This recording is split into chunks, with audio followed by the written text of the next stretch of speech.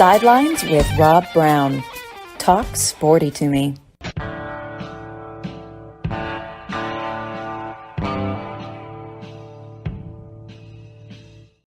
All right, Rob Browne here with you on this Monday morning. A beautiful day, as David Quadro, Tom Dorian, Scotty Sneed all have agreed this morning. It is a beautiful day. If you don't wake up every morning and think it's going to be a great day, you're crazy. All right, let's give a big time salute to Aaron Judge, New York Yankees. This morning, I'm watching Fox Business with Maria Bartiromo. She says he's being questioned about his patriotism, why he sings when they do God Bless America in the seventh inning stretch. If you have to ask that question, let me give you a one-way ticket to Beijing or maybe Moscow.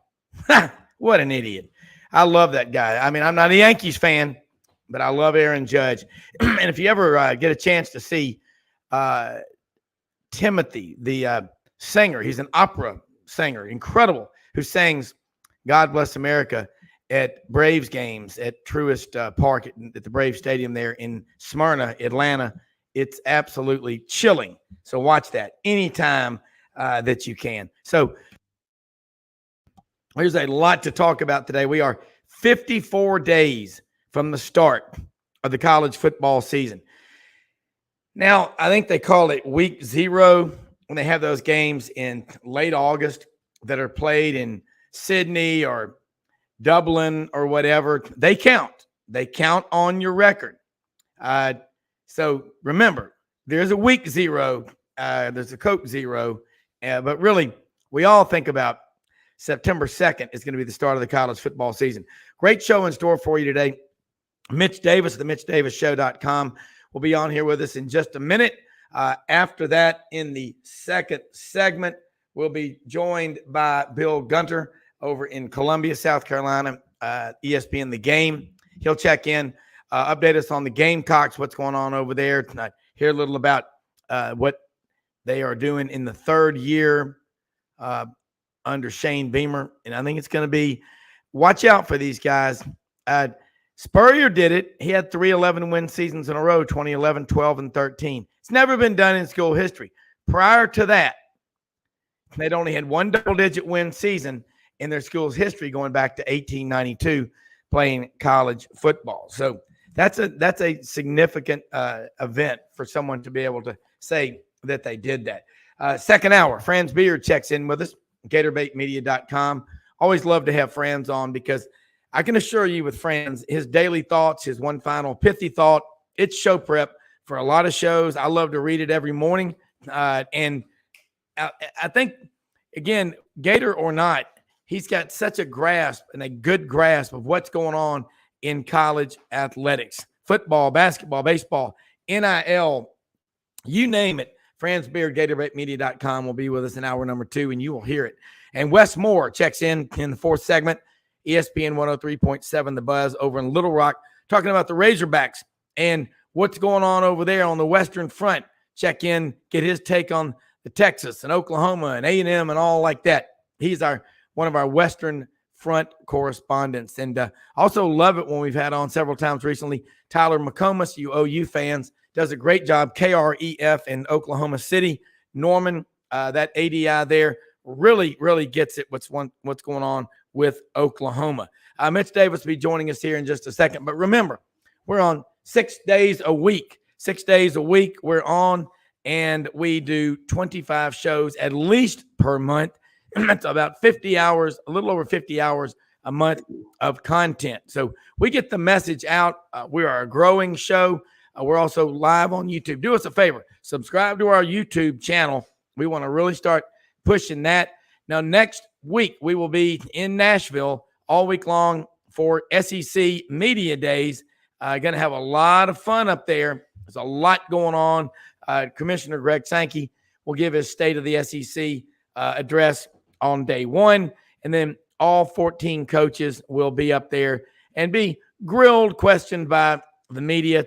I don't think anybody will ever outdo Mike Leach's 3 or 4 second intro last year, but God love him, man. We're going to miss him at Media Days like they did Steve Spurrier because some of these guys are boring. They're like watching grass grow or paint dry or asphalt cool off. But a lot going on in college athletics. Mitch Davis, I cannot see you, but I believe you're there down in somewhere in Mississippi, Tupelo, New Albany, whatever. But how are you? Rob, thank you so much for having me on. For whatever reason today, it's been one of those days already. I'm having technical difficulties where my camera's not working. My computer didn't want to work this morning, but finally on the show at least. And, it's just one of those days already, but it's college football season. It's talking season, and I'm excited to be on this morning. Hey, push through and execute. PTE, you got this. At some point, the camera will come back on. That's live radio, live TV, live podcasting, whatever like that. Mitch, in the old days when you bought satellite time, you had sponsors pay for it for a game. Inevitably, the live shot would go. Let's go to Mitch Davis in Sanford Stadium. Mitch, how are things? Well, look, go to dead air in 5 or 10 seconds. It seemed like 2 days. Rob, I don't know if you remember. I grew up with the Jefferson Pilot, the Raycom, and it would always freaking happen during like a Vanderbilt, Mississippi State, Vanderbilt, South Carolina game. That feed would cut out, and you would get, this game is being brought to you by Jefferson Pilot Financial. And, that was just that 11:30 kickoff, and that was just such a big part of my childhood. And, I put out the tweet the other day that said I think that Oklahoma and Texas, now that they're joining the Southeastern Conference, should be required to play at least half of their games on the Jefferson Pilot. Bring it back, bring it on the CW30 like it used to be out of Memphis. And I think it was on the CW30 everywhere across the Southeast. That was an intricate part of my childhood. And, that's really where I got my first love of Southeastern Conference football and basketball. It was on the Jefferson Pilot Financial Network, and that was just such a wonderful time for the Southeastern Conference. Well, it was, and for a time there, I remember Bob Kessling left the Vol Network, not completely, but he was doing games, the Jefferson Pilot game of the week. That 11 a.m. game, I like to call it, having 4 kids, the timeout game. You're being punished, but I think everybody is obligated to do at least one 11 a.m. game. And they're going to get you on that when you play Western Carolina or Weber State. Well, see, last year, Rob, it was Kentucky and Ole Miss, and I struggled with figuring out, okay, why in the heck is Kentucky and Ole Miss such a big game at the time going to be an 11 a.m. kickoff? And it really turned into an incredible environment. Obviously, Kentucky fans and Ole Miss fans did not have the build-up in the Grove that they would normally have. But unfortunately, with this new TV deal with ESPN, us losing CBS Sports, we're going to be playing a lot more 11 a.m. games, going to be playing across the time slots. I think it's going to be interesting to see in 2024 when all this stuff happens. I'm still not going to – it's going to take me a while to get over the breakup with CBS Sports because, I grew up with, just like you, Rob, with Vern Lundquist and Gary Danielson, and those guys were calling Southeastern Conference football games. And, man, it's just such a sad time to see CBS Sports and the SEC kind of do a split, and the CBS Sports go to our arch nemesis. It's like, in World War II, if you defected from America to go to Germany, they're going to the Big Ten. Well, they are, but it was a money thing. And the SEC was only getting $55 million a year from CBS Sports. And ESPN, Disney are supposedly going to pay over $300 million a year. I mean, ESPN's making a lot of cuts. They just made another round of cuts. There were 20 years ago, 100 million people hooked up to the cord, got ESPN, on their cable. But I'm going to tell you something. Now, that number's down to 73 million from 100 million. But keep this in mind. Over 25 million people are subscribed to ESPN Plus. And that means they're getting it on their phone or some sort of a digital device, most of them their phone, which I say it all the time. Why is Apple not going to buy ESPN? I think they are. I will say, Rob, with us moving from, I moved out of my parents' house about 8-9 months ago, and I decided to get the ESPN Plus Hulu bundle. And where you can get all the SEC network, you can get the ESPNs.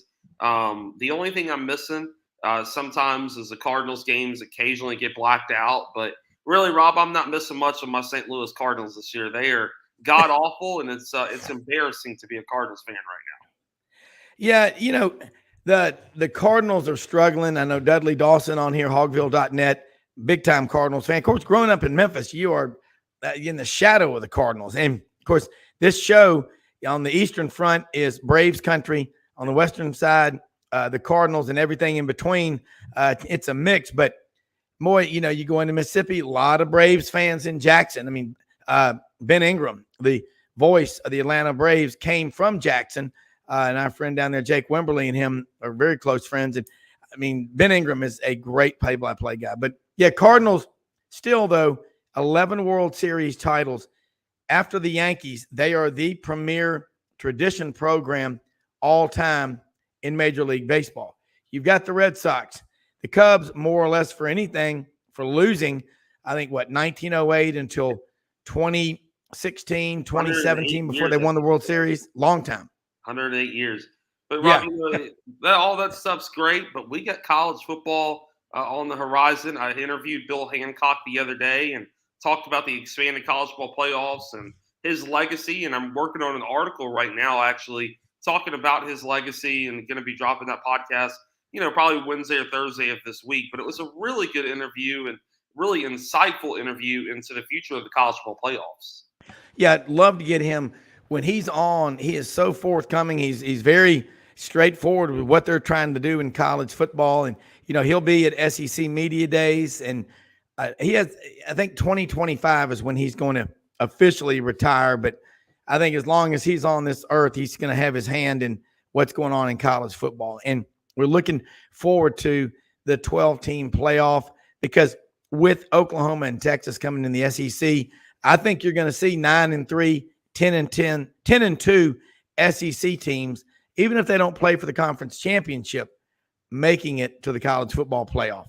And I think what's going to be so great about this expanded playoffs, and I talked to Mr. Hancock about this, and he said it's going to give us an extra 3 weeks of college football. It's because you're going to have the time staggered between the first round of the playoffs, the quarterfinals, the semifinals, and then of course 8 days later will be the national championship. So we're going to get at least another 2 or 3 weeks of college football. I mean, I don't know about you, Rob, but that's pretty darn exciting for guys like us who love the sport. And, we talk about this a lot on your show, Rob, and I talk about this on mine. I really think that we're going to start to see, and we've already started to see it, the separation of people who love the sport of college football, love the sport of college baseball, basketball, and then the people who just are sports writers. They're just there just to do their job, quote unquote.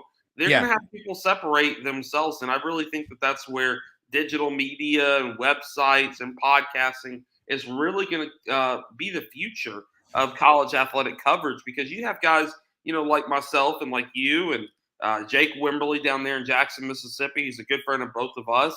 You got Jared Redding at InsideTheRebels.com. Brandon Marcello, of course, the guys at Barstool, what they're doing, Brandon Walker and them.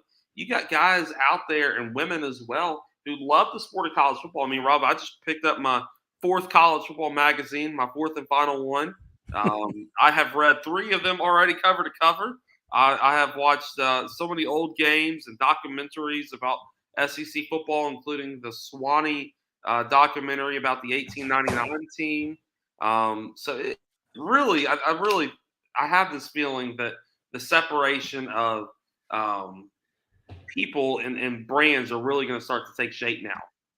Well, let me say this, and you mentioned it because I've gotten to know Norman Jetmanson down in Birmingham. He and David Cruz spent 6 years producing that documentary, Swanee 1899 Unrivaled. And go to the website, Swanee1899unrivaled.org. They were up for a couple of major awards, made the finals here recently. I know last year they won the Cobb County Film Festival over in Atlanta. Tony Barnhart was there with them when they accepted the award, because Mr. College Football spent a lot of time helping them make that movie. But, every year around Christmas, people love to watch the old movies. Christmas in Connecticut, It's a Wonderful Life. And then Christmas Day, we know nonstop, 24 hours straight, A Christmas Story with Ralphie and the Daisy Red Ryder. Don't get that. You'll shoot your eye out, kid. So go do yourselves a favor. Go buy a copy of Sewanee 1899 Unrivaled and watch it right now, because you are getting hit every day with this BMW culture. You know what the BMW culture is, Mitch? I would have to think it was something to do with the wokeism. They're trying to make college football woke, and we can talk about that after your point here. But Yeah, but let me tell you what the BMW culture is: bitch, moan, and whine. Yeah. Okay, there are so many people out there that are trying to write this narrative that college football is done. Oh, with NIL in the portal, we've ruined the game. It'll never be the same. Well, let me just tell you something. Tennessee has a 6-year plan for season tickets. I talked to one of the biggest Tennessee fans alive today. Talked to him over the weekend at length. They have a 6-year plan on season ticket sales. Less than 2 years into it, Tennessee is already exceeded the goal. Over 75,000 season tickets already sold for this year. Auburn, in the midst of the worst 3-year run in the modern era of the football program at Auburn, has sold every season ticket for the general public that is available for this coming season. And now the students get 16, 17,000 when they go on sale. It'll only take a couple of minutes. It'll be so fast. So those of you that want to say we're done, they're the same kind of people like Meet the Press and these miserable Sunday morning talk shows. If they would have been around at the time the light bulb was invented, they would have lamented the death of the candle. So thank you, Mitch, for your optimistic outlook. The future of college football is as bright as ever. And all of you people that are trying to say we're on the decline, no, you are simply participating in the decline in your mind of college football. But I promise you, this game is getting better. The interest is growing stronger. All you got to do is look at what Mitch does, what I do. I mean, I see it out there, the growth. Get out of the way. If you don't like it, go find something else to do. Go smell old bowling shoes. Go do something. But get out of the way. And Rob, I see this every day pretty much in high school football. I mean, high school football across the Southeast has never been bigger. I mean, you've got programs here in the state of Mississippi like Brandon, Tupelo High School, Yeah. Oxford, Starkville High, the Hornets there. That is the breeding grounds of a lot of these great players. Yazoo City, Mississippi, that's produced so many great NFL players. Yazoo. I'm trying to learn all these little towns, Rob. My God, boy, keep going.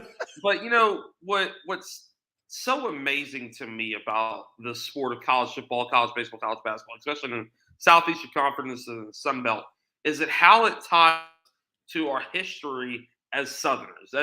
As much as you want to try to revamp history, say some things didn't happen, say that whatever didn't happen, whatever. Southeastern Conference football in the Sun Belt as well is a true reflection of us as Southerners and how much we've had to overcome. We've had to overcome obstacles in not only education, because we're not given the same dollar amount as the Northern, public school system, and athletics, because the Northerners, Harvard, Yale, all those used to look down on us Southern schools. And it really is just a way of life down here. I saw something, the other day about Southern living and about how we're just different down here. It was written by some New York Times or something of that nature. But you go in any little coffee shop, you go in any little small town, even the big cities of Atlanta, Nashville, Memphis, and what are you hearing? You're hearing the names of Coach Vaught, Bear Bryant, Shug Jordan, Herschel Walker. You're hearing those names. Then you're turning the page over to hear names of Johnny Manziel and A.J. McCarron and Trent Richardson and Cam Newton. Those are becoming just a part of this Southern culture that I really think is starting to revamp it. I'm not saying it's returning, before anybody puts words in my mouth, it's not returning to the Old South and it's not returning to the Confederacy. But there is a start of a pride and a really just a overall sense of belonging for Southerners, because for so long we have been told that we're not important, we're not worthy enough, and we've seen this in elections and we've seen this in presidential elections over the last 25 years, where Northern and West Coast people, they kind of try to outweigh the Southerners' vote. But unfortunately, Rob, for those people, the South has, kind of revamped, and it's this new utopia. And people don't realize, people want to try to paint college football or Southerners as racist and all these different things. Rob, I can go on any street corner here in New Albany, Mississippi, and see people of all walks of color uh, working together to create a better community. And that to me is SEC football. When you go to a game at, let's just take Mississippi State, since I'm going to be covering them, a lot of them this year.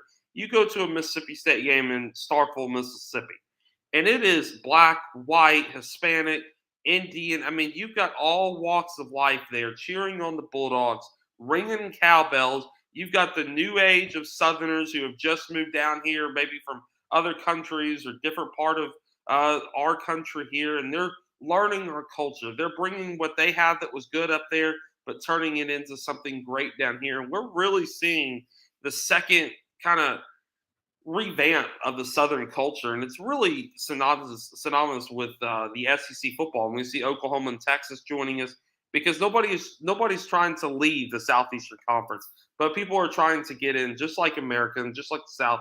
Nobody's dying to get out of America, but people are dying to get in. Let me say a couple of things I don't ever see. I've yet to ever meet anyone in my life who has left America to move to another country. They can complain all they want, but I've never met anybody that's ever left. Number two, I don't know anybody that I've grown up with in the South who's moved up to New England or Chicago, other than temporarily for business. They all come back. And now you're starting to see the people from all over the country, and it's affecting athletics. Look at all the starting quarterbacks in the SEC and in college football from the state of California that are playing and starting for college football teams outside of the geographical footprint that is the SEC. And I mean, look at Spencer Rattler. Don't forget about him. He signed with Oklahoma, started there. He's from somewhere around Phoenix or Scottsdale, Arizona. And Jackson so Dart, Matt Corral. Look at Jackson Dart at Ole Miss. Jackson Dart's from Napa Valley, California, somewhere in that region. Matt Corral was from around San Francisco. Both guys came to Ole Miss, and look at how successful careers they had at Ole Miss. And Jackson Dart is still writing his story there in Oxford. And that quarterback room at Ole Miss is pretty doggone talented, Rob. Well, look at you think about it. All these players. I mean, anywhere you go, the big tight end at Georgia, 119 catches, 20 touchdowns in 2 years. And, Bryce Young won the Heisman Trophy at Alabama. Another kid whose parents went to Southern Cal came back east. And it's been going on always, but the migration of people from the middle of America back in the 1930s during the Dust Bowl to California is now it's now reversing. It's coming backwards. So you're seeing tremendous growth of people moving to the South. And in the past, we've seen small examples of it, like Hurricane Katrina. A lot of people left New Orleans and relocated to Baton Rouge and Houston and Mobile and Memphis and Atlanta, and it's still having after effects today. That being said, the city of Baton Rouge per capita, along with Mobile and Detroit, probably put out more players that end up in the NFL than any cities in America. Not total numbers, but per capita. For a long time, the state of Mississippi put more players into the NFL than any other state in America. And I just checked. I just went through there on the way back from Atlanta. We've been over there the last week. Less than 2.9 million people live in the Magnolia State. It's amazing. Mitch, you're right. Okay, look, I know you got to get going here in a couple of minutes, but Bill Gunter's going to be on here with us from over in Columbia, ESPN The Game, talking about the Gamecocks. But Mitch, you're right. Southern culture is special, but the growth of college football, step aside, get out of the way. If you don't think college football is growing, you're out of your mind. And I'll tell you, Mitch, go get someone on there that was involved in 1984. the CFA, College Football Association, Chuck Ninus, Oklahoma, and Georgia sued the NCAA for the right to have more games on TV. Before that, schools were limited to a total of 5 appearances on TV over a 2-year period. And as Keith Donovan, ESPN's college football historian, called it, we had a television aristocracy, Mitch. Now the games are on everywhere. And since 1984, find me a college football program, a stadium that has not been expanded. You know what we heard back in 1984 when they put all those games on TV, Mitch? Nobody's going to go. People are going to quit going. There's going to be crowds of 15, 20,000 at these games. And guess what happened? The exact opposite, Mitch. Well, and Rob, you mentioned expansion. You look at Vanderbilt for crying out loud. I mean, they are expanding and building basically they're tearing down old Vanderbilt Stadium and building it straight up from scratch, and it's going to be a beautiful stadium. Now this year, going to a Vandy game is going to be a little weird because it's not going to have the full seating capacity and the bowled-in end zones and all that.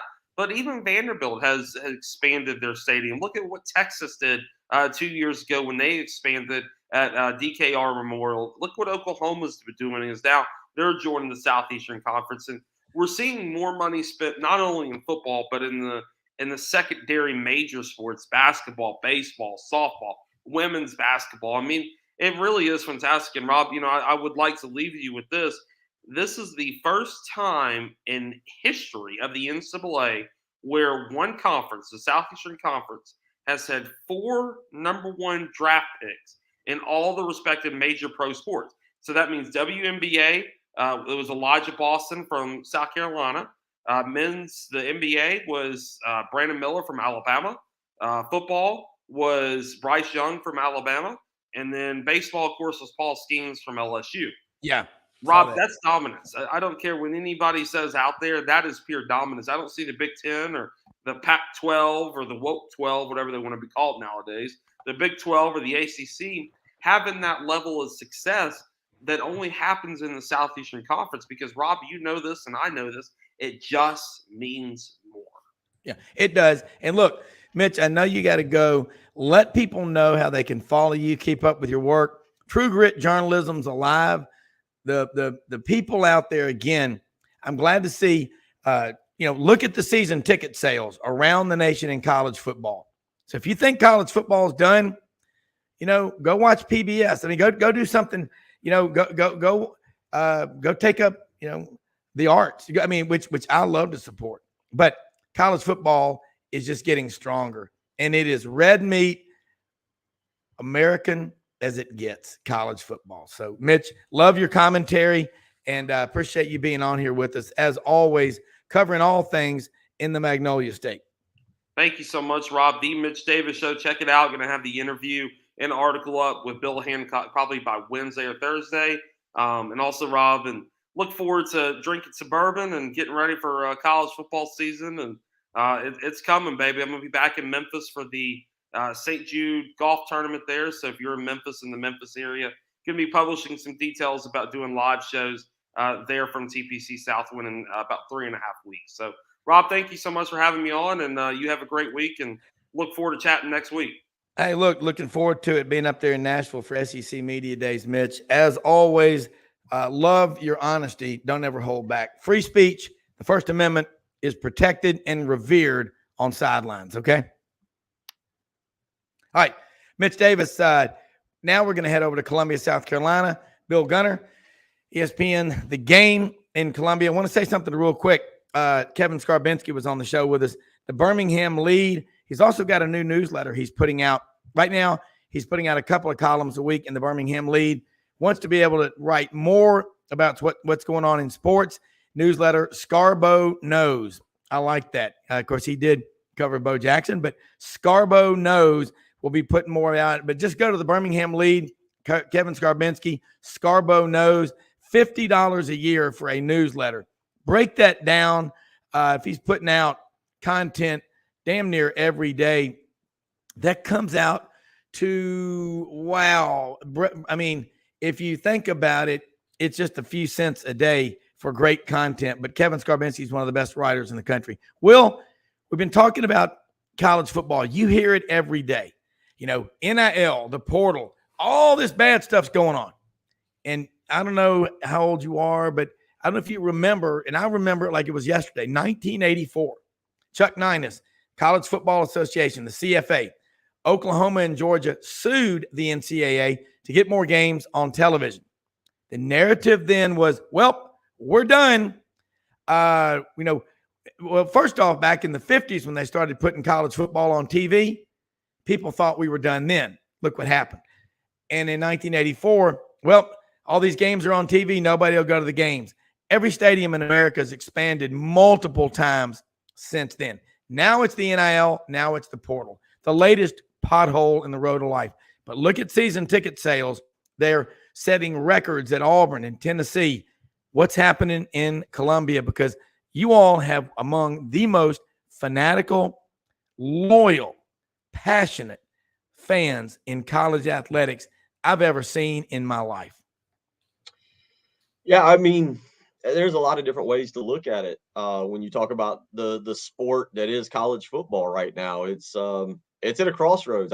It's never going to dwindle. The people that think it's going to dwindle, I think we are seeing, the cliche of how the sausage is made. A lot of my background is in basketball recruiting. That's how I got involved. Working with ESPN and sitting. I was actually talking about it this morning on my show. Sitting in hospitality rooms, we were talking about plausible deniability, kind of what's going on at Northwestern right now. Plausible deniability, where I'd sit in hospitality rooms and I'd hear assistant basketball coaches talking about how they got to get this player, they got to get that player, but they got to make sure that the head coach is aware of the situation, but it can't be tied back to, and all those strange basketball recruiting stories that are true that you hear about. Well, it's been going on in football as well. And now with NIL, it's at the forefront. You're seeing it. It's legal. Oh, okay. Let's give a quarterback $12 million to come to Tennessee, or whatever Jaden Rashada was going to get from Florida, $13 million or whatever. Yeah. It's in the open, and people don't like it. People are like, wait a minute, let's put that back under the rug and let you do what you did. But, and I've been leading the bandwagon on it. I don't like it. I hate it. It turns me off from college football. But you know what? I got a countdown going on. I'm fired up. I'm ready for August 26th. I'm ready for September 2nd. I'm going to watch college football. Now, I think the big question to me when you talk about, and I was two years old. I'm 41 now. I was 2 in 1984. So the question is, how are we going to consume college football? How are we going to consume it? Because number one, you obviously see what's going on with ESPN and the layoffs and financial kind of responsibility. And yet I know with the SEC, the SEC's holding that ninth conference game hostage, saying, hey, we want $80 million. We want 16 teams. It's worth $5 million per team. You want to show a ninth conference game? We want to give you Oklahoma, Florida, or Texas, Georgia, or you want a great conference game? Cool, we'll do it. We'll play 9 conference games, but it's worth $80 million, $5 million per team. And obviously a week from today, we'll be kicking off SEC Media Days in Nashville. I'll be up there, and it should be a really good time. And that's going to be part of the conversation. But I'll bring it back to this, Rob. And I just mentioned I'm 41. I've got a 13-year-old daughter, an 11-year-old son. During COVID, I learned the value of sitting at home and watching games. My family's had season football tickets since I was born for 40 years. I'm used to going games. I'm used to tailgating with my buddies, with old college roommates. The people that sit around me in the stands are like family. You only see them 6 or 7 times a year, which is more than I see some of my family members. Exactly. But I say all that. So are we moving to, because ESPN and CBS and NBC and Peacock, they aren't paying all this money for you and I to go to football games. They want you at home so they can sell advertising. I've not asked recently where ticket sales are for South Carolina this coming year. You mentioned Tennessee's up. Well, obviously they feel like they're back, and Josh Heupel's leading them there. Auburn's got a lot of reasons to be excited with Hugh Freeze. So college football is not in a bad place. I do think it's going to be interesting over the next 5 to 8 years how we consume it, what we do to enjoy the sport that everybody loves. And I agree with you on that. And I think that when we look at the growth, and you're right, the NIL, and it's already happening. The kids are coming in there with their hands out. We know that there's been some nefarious things going on in college recruiting all along. And everybody loves to talk about Will Wade at LSU and the strong ass offer. And I think it's why growing up in Memphis, the University of Memphis struggled to recruit a lot of the local kids because you had 15 or 20 people showing up at practice or trying to tell the coach, no, he needs to be a 1 or a 2 or a 3 and all, and pastors getting involved and all. It's like, shut up, get out of the way. But you're right. Mark Twain couldn't have said it better. If you like the law, you like sausage, please don't ever watch either one of them being made. If you like deer meat, don't watch Uncle Boyd put his head inside the cavity and pull the placenta out. I hate want deer meat. Yeah, I hate to admit this, but I don't. My son really likes Taco Bell, and I'll eat Taco Bell. Oh. But when I go to Taco Bell, if the drive-thru's on my left, I'm looking to my right. I never look through that window and see what's happening. I just get the bag, it goes down, and I go home. So I'm with you. You don't want people don't want to see stuff like that. They don't want to see. Yeah. You don't want to know that you acted nefariously, as you said, to get the 5-star quarterback or the 5-star running back. You want to just believe, oh, we're a great fan base. We have a great product. We have a great stadium. Oh, they want to come here because they love us. No. That's not how it always works. Yeah, and we want it to, but when Steve Spurrier took the job at South Carolina, one of the first things he did was he got the athletic director at that time to take him around campus for a tour, and he got to the football stadium and he said, "Who is Williams Bryce? Who is this?" And apparently that was the person, the big donor. It makes sense. South Carolina is one of their biggest donors. And he said, how many $1 million donors do we have at South Carolina? At the time, it wasn't many. He said, look, at Florida and Alabama and Georgia and Auburn and LSU and Tennessee, we got, 45, 50 people like that have made cumulative gifts, not outright millions as much, but cumulative. And then look what he did at South Carolina. There's the same number of people in South Carolina, a little over 5 million, as there are in Louisiana and Alabama. But what they've got, South Carolina, got a lot of shipping and a lot of industry on the coast, but y'all have got some really good, car manufacturers like BMW. There's a highly educated workforce in the state of South Carolina. You got a world-renowned international business program at South Carolina that brings in professors that are really good, very attractive school. I mean, Hootie and the Blowfish went there. Gosh damn, how can you not like it? But the point is, I think you made a great point. How are we going to consume college football? We know it's with this iPhone. That's why I think Apple's going to buy ESPN. I think they're going to do it. Yeah, I mean, that to me is where we're going, and I think there'll be some changes, transfer portal or NIL that's going to go. There's a lot to be sorted out with college football. Over it's 2020, over the next 7 years. We'll put it at the end of this decade and say by 2030. Well, now obviously we know what's happening with the college football playoff, and I think that's going to change some things. We're still watching realignment and seeing what happens with the Pac-12 and the Big Ten continues to grow. And what is it today? I believe later on this afternoon we start. I think it's today. Big 12 Media Day gets going, and that's going to be kind of an interesting little scenario because you got Texas and Oklahoma waving goodbye. You got Cincinnati and Central Florida and everybody coming into the league starting today. Houston will be there. BYU. So we're college football is the college football game that we knew. You and I mean that most people knew 5 years ago. Yeah. It's not the same. It's crazy for me to say that my son doesn't know what life is like. It's funny. I broke out a Sega Genesis this weekend. Wild story there. But anyway, put in Bill Walsh's college football or whatever was back there. And he's like, why isn't Missouri and Texas A&M in the SEC? Well, it's not the way it's always been, right? Like, things are changing and it's evolving. That question was asked back that many years ago? No, it was asked today. It was asked Saturday. Yeah. I had a Sega. Remember a Sega from the 90s when I was little? So he didn't understand. Hey, hold that thought, Bill. We're going to take a quick commercial break. Going to be right back. Great insight and great reflection right there. And it's all happening right before us. We'll be right back. More Sidelines after this.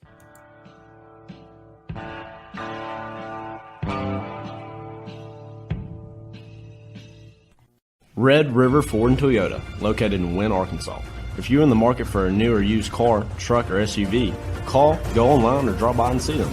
Located 45 minutes from Memphis, go off the 4-city exit on I-40 and go north about 15 minutes on Highway 1. Easy to work with and still believe in customer service. If you live out of town, they will deliver your vehicle to you. RedRiverFordToyota.com. Just see what they can do. Strengthen your seed zone this spring with quality tillage equipment from House Industries. Located in Cherry Valley, Arkansas, House Industries specializes in manufacturing superior equipment that will minimize your downtime and keep you working in the field. To ensure the highest quality control, all design, fabrication, and testing takes place in a 99,000 square foot manufacturing facility located right here in the heart of the Delta. Locate your nearest House equipment dealer online at houseindustriesinc.com. House Industries, breaking ground. Sidelines with Rob Browne. Talk sporty to me.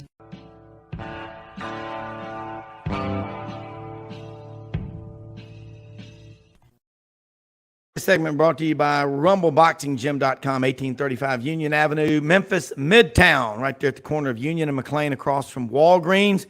Get a phenomenal workout. I've done it. I'm going to keep doing it. 15 3-minute rounds, intense exercise. You've got the benches. You've got dumbbells, star jacks, burpees, jumping jacks, planks, dips, push-ups.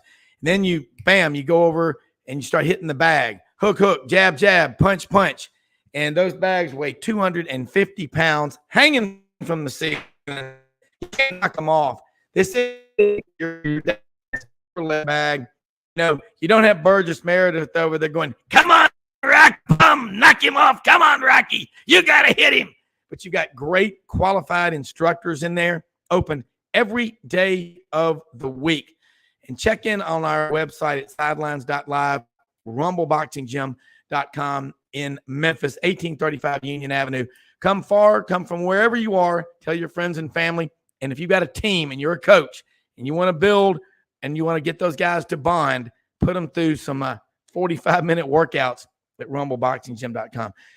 Bill, before the break, do you go by Will or Bill? I'm getting confused because when I was talking to Dan Matthews the other day, and we were in Atlanta, we got back last night, and I was telling him that I've had you on here.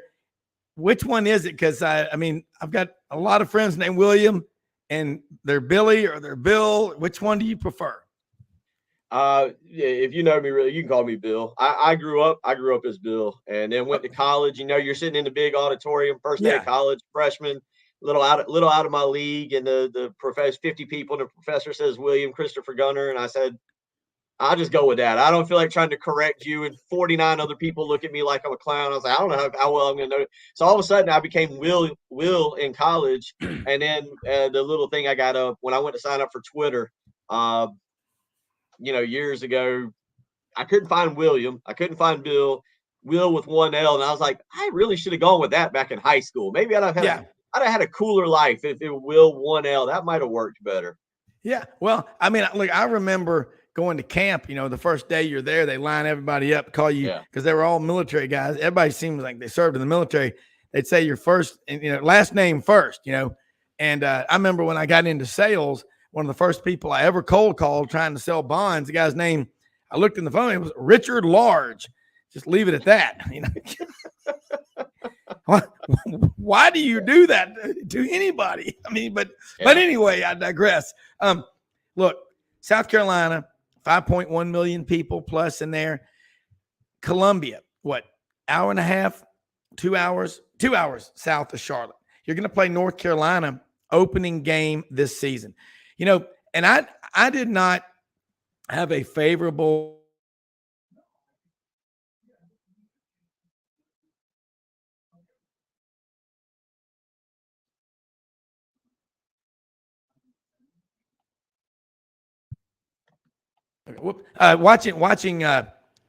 watching and when Spencer Rattler was at Oklahoma 2 years in a row, he was pulled from the Texas game. And I didn't really understand what that was about. And then Shane Beamer, growing up, always pulling for Virginia Tech as well. My brother-in-law played football there. Sister lives in Roanoke. I got 2 nieces and a nephew that went to Virginia Tech. I'm like, if Shane Beamer went after this kid, he can't be bad. and looks like he's really been wonderful at South Carolina.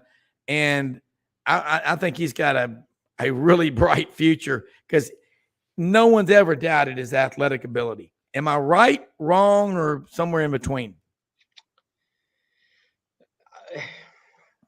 It's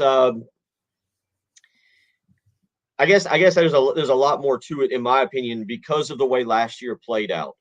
Because for 10 games, Spencer Rattler was a below average quarterback, and that's probably being modest. Actually, it might have been even less. And it was to the point on our radio show. I think after the Missouri game, and maybe even around that time, South Carolina had gotten bowl eligible out beating Texas A&M. Yeah. But there were people still saying, "Hey, we could bench this guy for Luke Doty, who was a 4-star quarterback, who's supposed to be a dual threat guy. We need to see somebody else. It's not Spencer Rattler." And then fast forward in the way he plays against Tennessee and the way he plays against Clemson and even the Notre Dame game, in which South Carolina was very limited. They didn't have any running backs. They didn't have any tight ends. They were just beaten up, and the defense had some attrition, guys opting out.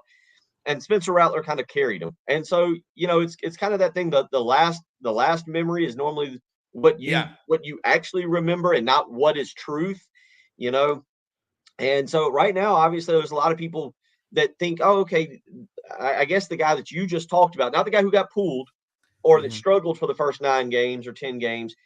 The last memory we have is those last 3. Oh, that's Spencer Rattler. He should be back on the road to going to New York and being a first-round pick and all that. And we'll see. There's a lot more to it for South Carolina, for Spencer Rattler. Number one, you got a new offensive coordinator.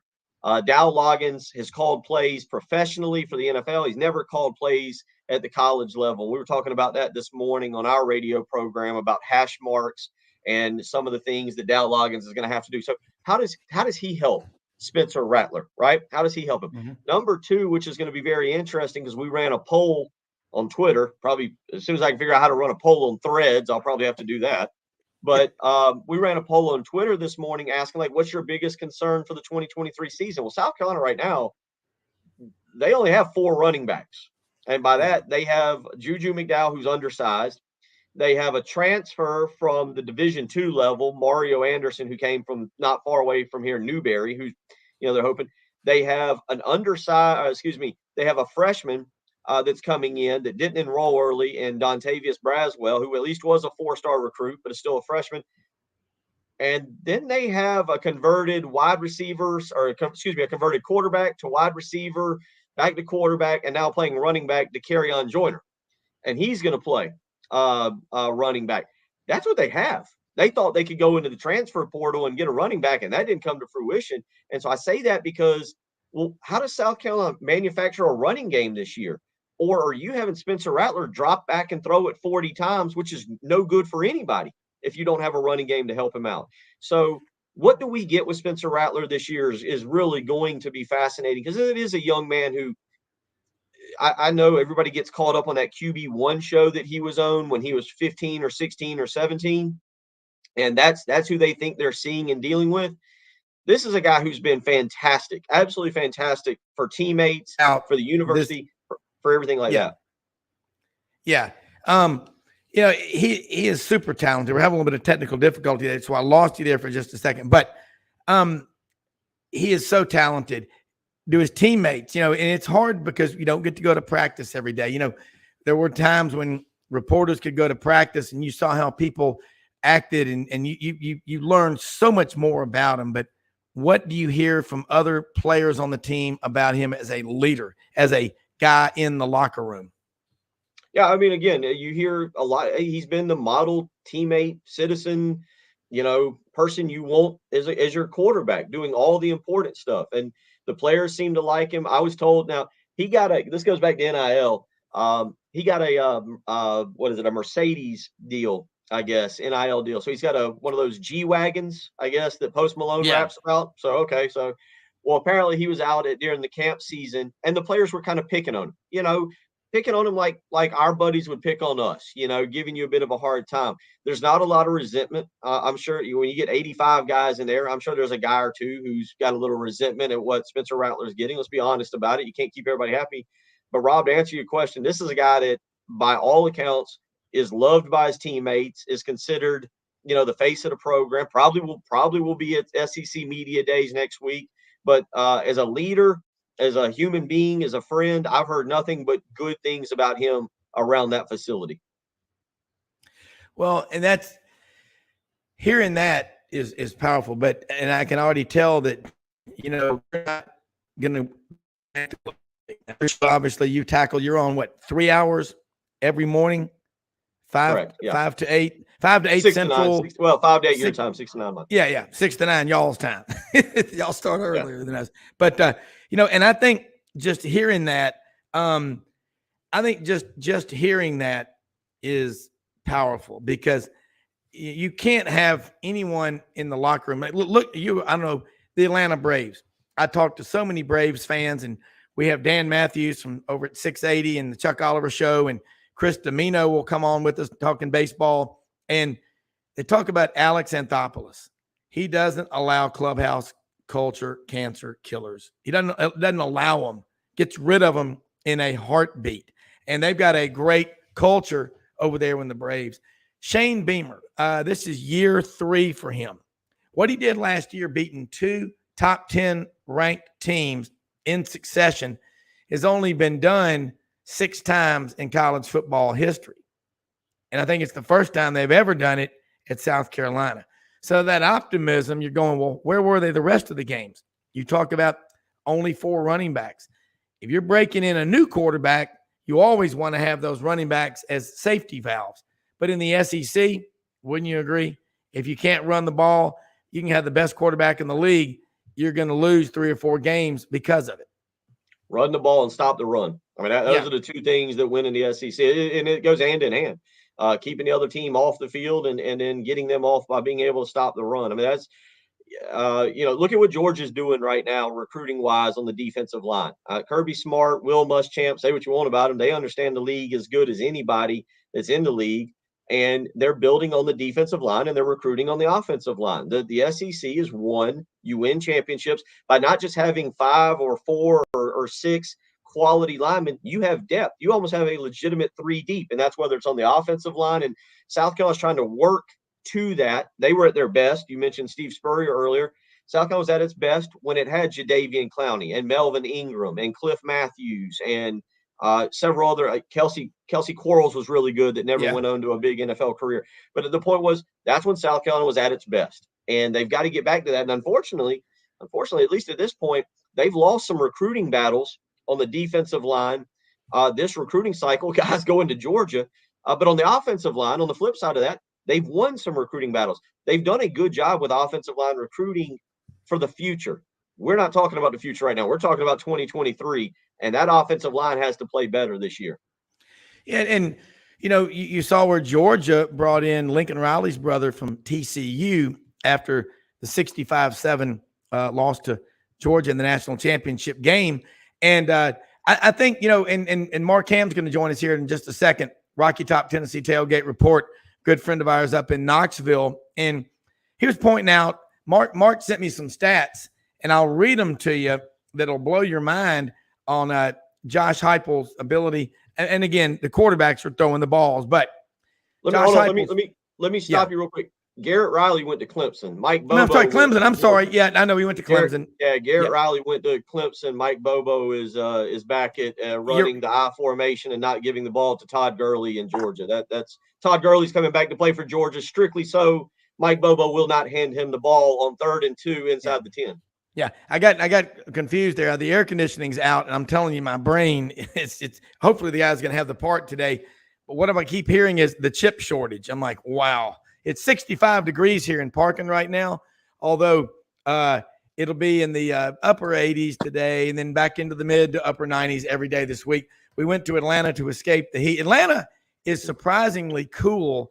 Anything's cool compared to Memphis and the Mid-South here, because we have flooded rice fields everywhere, which just make everything hotter. And but interesting stat I'm going to throw here.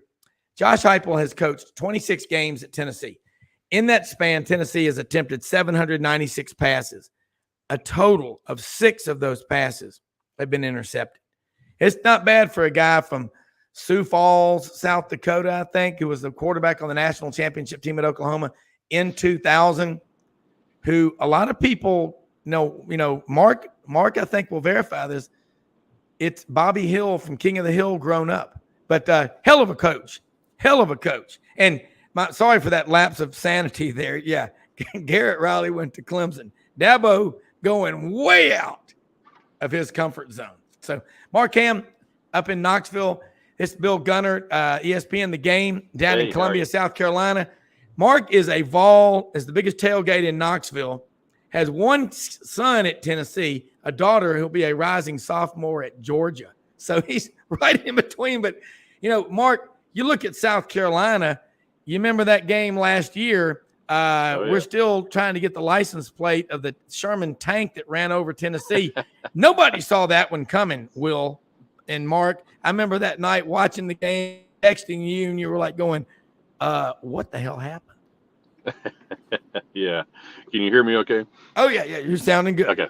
Yeah. Because I'm in the car. So anyway, yeah, I think, it's one of those things. We're still a young team, and you go over there was a lot of hype. I mean, as we call coach hype, but there was a lot of hype going into that. If we win that game, we probably get into the, to the championship series, but it just fell apart. I mean, they were a better team, and, Rattler just wore us out, and their receivers wore us out. Our defense didn't look good, but it wasn't a great time to have a loss, but if you're going to lose in college football, you need to lose early, right? You don't want to lose late if you want to get into something. But look, we got them at home this year. I was thrilled with what we did last year. I mean, come on, we've been up here in the desert for 15 years, so to do what we've done the last couple of years has been pretty exciting. I just hope it keeps going.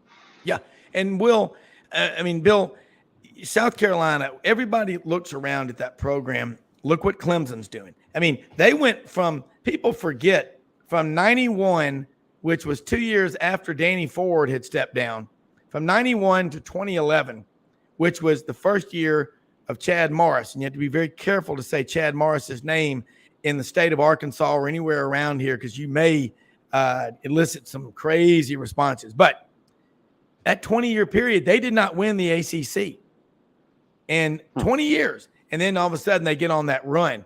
And I look, Bill, at South Carolina. I know we're about out of time. This is a program, people, is it a sleeping giant? Because they damn sure have the fan support. I think sleeping giant is always overused. Yeah. South Carolina has the resources. Earlier we were talking about financial impact from fans. You have to be taught to win. Go back and watch, and it's that great documentary, Saturdays in the South on the SEC network, and you go back and you see fan bases that, legally or illegally learned how to win in the 60s and the 70s. I mean, they go back and watch that thing, and there's tradition, and there's excitement, and there's generations of kids that learned, in Alabama and in Auburn and in even Mississippi, that learned those. South Carolina never had that. South Carolina's fan base has never been taught to win. I was reading an article the other day about 1989 and 1990. 1989, 1990. 18 bowl games. There was 18 bowl games back then. South Carolina qualified for a bowl game both years, and the administration turned them down. Turned down bowl games in 89 and 90. They had a new head coach. Sparky Woods had come in. Yeah. Joe, if you remember, Joe Morrison had passed away. He was probably going to be fired because of the steroid scandal. South Carolina was kind of enjoying its best run of football, but you had that steroid scandal. But South Carolina makes 2 bowl games, and the athletic director and the administration turned them down. South Carolina's never been trained to win. And Steve Spurrier came in and started winning, and people went, "Oh, this is kind of fun." Yeah. We're beating Clemson. We're beating Tennessee. We're beating Georgia. Wow, this is neat. And people got a taste of it. And then you had Will Muschamp come in and sucked all the fun out of any football that was played. It was tough to go to games. And Shane has changed that. And people are buying back in. I think they're still scared. They're scared to get hurt, but they're buying back in. And that Tennessee game is a great example, just because the week before, South Carolina had been so bad at Florida. That's what made the Tennessee game shocking, is that South Carolina puts up 6 points on Florida in Gainesville. It looks awful. People want to fire Shane Beamer. I was on air saying Shane's doing a ton of great things in a year and a half, but he is running the risk of losing the fan base if he doesn't change offensive coordinators, if he doesn't do anything. 63 points. I didn't think they'd score that in the final 3 games, let alone one game, and they did it. Tennessee, just South Carolina, but that's a testament to Beamer beating Clemson, which was, unthought of at the beginning of the year, especially after. So he's changing things. Is it a sleeping giant? There's a lot of resources here. There's a lot of resources, but you have to win to get your fan base to understand what it takes to win. And South Carolina's never done that, and that's why they are how they are now. Yeah. Well, bottom line is, I know you got to get going. That's great insight. Bill, we got to get you back on next week. We'll both be up in Nashville. I'm looking forward to meeting you in person. SEC Media Days. Franz Beard, GatorBaitMedia.com is going to be on with us in just a second. But let people know how they can follow you, keep up with you. Again, you just described some things about, hey, my wife always says, if you put junk in your head, junk is coming out. And I always say positive in, positive out. But I still go back, fan bases, you can't be afraid to win. My wife says, Auburn fans, she goes, y'all get mad when the other team gets the ball. I said, well, when you live in the state of Alabama, and Alabama is your cross-state rival, and most of us have kids or spouses or close friends that are Alabama people, you hear about it all the time. So you can win the game 56-3, and the discussion after the game, guess what it is? I can't believe we didn't get the shutout. Yeah. That's what you'll hear. But anyway, tell people how they can follow you. And I want to tell you, thank you so much. And really appreciate you taking time, because you've probably been up. You're like a duck hunter. You've been up probably since 4 o'clock in the morning. I stayed up last night. I lived that life. I stayed up watching USA Canada soccer with my son. So for some, but I was off all last week, so I slept way too much. So I'm back. Okay. Yeah. Twitter, just like it says there, at Will. That's just what I go by on Twitter, at Will Gunter. You can obviously check out the radio show 107.5 The Game here in Columbia. We got an app. You can download it and listen anywhere you're at. And that's pretty much. And then Threads. Oh, we're all into Threads now. Get your Threads account. Apparently, it's so I started that this week, and I think that's Will Gunter too. And I see a guy that I used to hang out with a lot right there at AAU events. I covered a lot of fun events with Mr. Beard there. We had a good time back in the day running around and chasing down AAU players. That was prime of my life. The guys taller and skinnier than us with longer legs. Yeah. and have made more than we've made combined. The 4 of us, there's guys that we talked to that has made more money. Those were fun days. They made more money with their first bonus checks than the 4 of us have made a career, Exactly right. It is unbelievable. I'm going to call you Will. Mark's got a son named Will, and there's always a debate: Will, William, Billy, but it is Will Gunter. I'm going to go back and change it, because when I first got you on here, so it's Will. But I love the insight that you gave there. We're going to get you back on, and again, look forward to seeing you in Nashville at SEC Media Days next week, which will be absolutely kind of the Woodstock of media. Yeah, it's going to be Nashville. Yeah. That's going to be 5 a.m. There's your 5 a.m. radio show. We're going to see how I handle that. I'm going to be a pile of goo by Thursday. You'll be good. We're looking forward. Have a great week, man. Y'all too. Take care. All right, you bet. I tell you one thing. Franz Beard, GatorBaitMedia.com. We got Rocky Top Tennessee Tailgate Report. Mark Ham with us up in Knoxville. And we have people that drive when they're guests on the show. Safety first, of course. He has I'm sure the WeatherTech cup holder or a Velcro thing attaching. I'm sitting at Starbucks, so I just walked out. Hey, so I'm not driving. There you go. But let me say this too. I had the problem. We got back from Atlanta last night. Been down there since last Tuesday. Hopefully the air conditioning is going to be fixed. The chip shortage from Taiwan, it's real, folks. At some point it's going to be back, but we're being blessed with 65-degree weather here in Memphis this morning, which is a shock because it's normally about 83, 85 this time of the morning. So this is really enjoyable, but I can't wait to get to the AC in my truck right after the show. But Franz Beard, GatorBaitMedia.com. This is Mark Ham up in Knoxville, has the biggest tailgate in Knoxville. Interesting what he just said about South Carolina. They got to be taught to win. And I look at, since 1963, there are 6 schools in the Southeastern Conference, only 6 who have won the conference championship. And those schools, they're pretty obvious. Florida, Georgia, Alabama, LSU, Auburn. What did he do? Touchdown, Tennessee. Tennessee Vols. And you've looked, Franz, you're a great historian. Mark is too. Mark's son is working with the Tennessee coaches. He's also interning for the Braves this summer. He wants to get into the sports media management and all. You got about 50 years experience in this business. Great kid. And when I talk to him, his dad, it's instilled in him, but I'm like going, always show up. What can I do to help? Go find that story, whatever. But I look at these programs and, Steve Spurrier, he goes to South Carolina after a great run at Florida for 11 years and is loved there, but you can never take the teeth out of that Gator, can you? Well, one thing about Steve Spurrier is he has a memory. You've heard that expression, memory like an elephant. Well, Spurrier's is better than that. I'll give you an example of what Steve can do. I was chatting with him and with Jerry Spurrier, and this goes back about a year or so ago. And I mentioned I was working the Florida freshman game, and Spurrier was playing against FSU, and this is in the fall of 1963, and I am Sarge, who was our concession guy. I was his guy. So I have hot dogs on this hip, I have a drink tray here, and I got ice cream here. And I am selling. In the swamp. Yes. Well, there's 14,000 people. And the stadium only seated about 46,000 at the time. But there's 14,000 to see the debut of Steve Spurrier. Sarge Squires puts me to work. I'm selling. Fourth quarter, I've made $16, which is like when you're selling Cokes for a quarter and you're making a nickel off of them.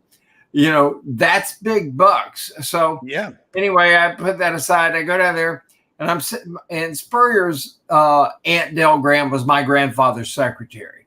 So I'm sitting down there, and by this time, Florida's had 21-0, and the Florida quarterback keeps reversing his field and ends up taking. They go from first and goal to second and 83. And, holy cow. And I mentioned that to Steve, and he says, yeah. Well, he turns to his left, and then he turns to his right, and goes through the whole thing. Remembers every play, can tell you who was on the field at the time. That's his memory. Yeah. And this is why this guy would have won anywhere, including South Carolina, which is, like Bill Gunter just said, a place where they don't know how to win, and they're just learning how to win again. That's that whomping of Tennessee last year may go down as a program changer. And I emphasize may because we just don't know. Can this guy keep it up? And it's going to come down to, can he recruit the players you got to have to South Carolina to win the ball games? And, as you pointed out, Rob, there's a reason why there's only 6 schools that have won the SEC since 1963. And that is, these are the 6 schools that have consistently out-recruited everybody. I used to say, oh, come on now, it's all about the coaching, But I looked at it, Bear Bryant used to sign 200 kids, and then by the end of year 1, he'd put them through so much crap that he was down to about 19 of them, but there were 19 good players when he finished with them. But you got to get the players. And if you don't get the players, you're just not going to do it. Tennessee's had a dry spell for a lot of years. And look what's going on now. Josh Heupel is getting players who can play and who can compete at this level.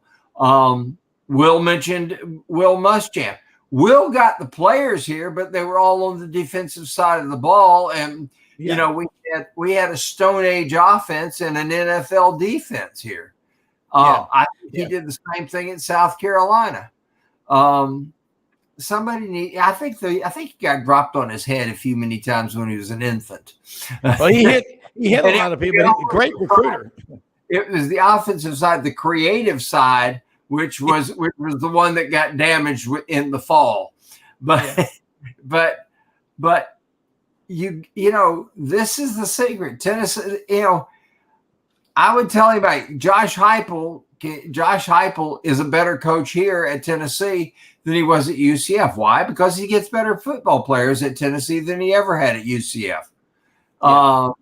And Billy Napier is going to end up being very successful at Florida because he won it. He won at Louisiana. Now he's going to win because he's got better players. And it's I hate saying it, but that's what it comes down to. Yeah, Franz, hold that thought. Come back. I want to get Mark's thoughts on this. Mark Ham up there in the line at Moe's Coffee Shop up there with Homer Simpson and Franz Beard down in Gainesville. And Buddy's always in Ocala. He's quick to say if you say Buddy Martin's in Gainesville, and I'm in Ocala. I'm over there. You know, take the old highway the old Gators take. But got a great discussion going on here on college football. I like this. Why certain programs win? Hell, you get better players. You know, why are there so many good basketball players coming out of here? They got more basketball goals. Be right back after this quick commercial break. More Sidelines.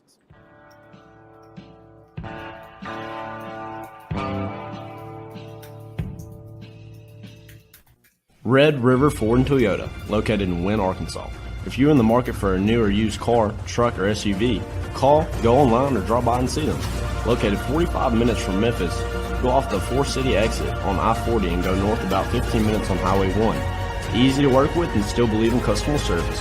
If you live out of town, they will deliver your vehicle to you. RedRiverFordToyota.com. Just see what they can do. Strengthen your seed zone this spring with quality tillage equipment from House Industries. Located in Cherry Valley, Arkansas, House Industries specializes in manufacturing superior equipment that will minimize your downtime and keep you working in the field. To ensure the highest quality control, all design, fabrication, and testing takes place in a 99,000 square foot manufacturing facility located right here in the heart of the Delta. Locate your nearest House equipment dealer online at houseindustriesinc.com. House Industries, breaking ground. Sidelines with Rob Browne. Talk sporty to me.